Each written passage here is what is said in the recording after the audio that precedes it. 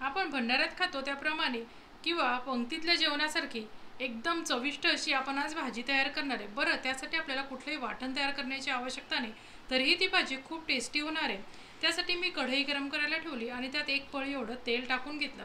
तेल गरम झाले की थोडीशी मोहरी टाकली। मोहरी तडतडली की थोडंसं जिरं टाकून घ्यायचं। पण जिरं टाकलं की आपण त्यात लसणाच्या थोड्याशा पाकळ्या होत्या त्या मी थोड्याशा ठेचून घेतलेल्या आहेत, त्यात टाकून घ्यायच्या आणि कढीपत्ता टाकायचा।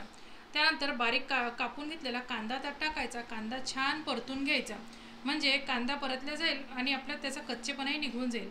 आता त्यात आपण हळद, धनिया पावडर, लाल तिखट आणि गरम मसाला टाकत आहे।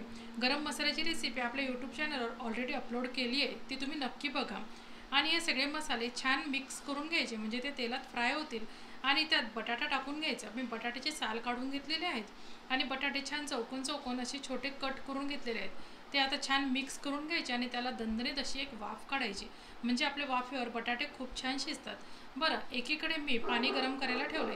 बरं, आपले बटाटे शिजतील आणि पाणी गरम होईल तोपर्यंत तुम्ही आपल्या चॅनलला नवीन असाल तर नक्की सबस्क्राईब करा आणि कमेंट करा की तुम्हाला कुठली रेसिपी बघायची आहे। आता आपल्या बटाट्याला छान वाफ आली आहे, त्यात आपण चवीनुसार मीठ ॲड करून घ्यायचं आणि गरम केलेलं पाणी जवळजवळ 2 वाट्या एवढं मी पाणी त्यात टाकलेलं आहे आणि 2 ते 3 चमचे एवढं दाण्याचं कूट टाकून घेतलेलं आहे। आता ती भाजी छान मिक्स करायची आणि झाकण ठेवून छान दणदणीत अशी वाफ काढून घ्यायची, म्हणजे भाजीला छान तरी येईल आणि बटाटाही छान शिजेल।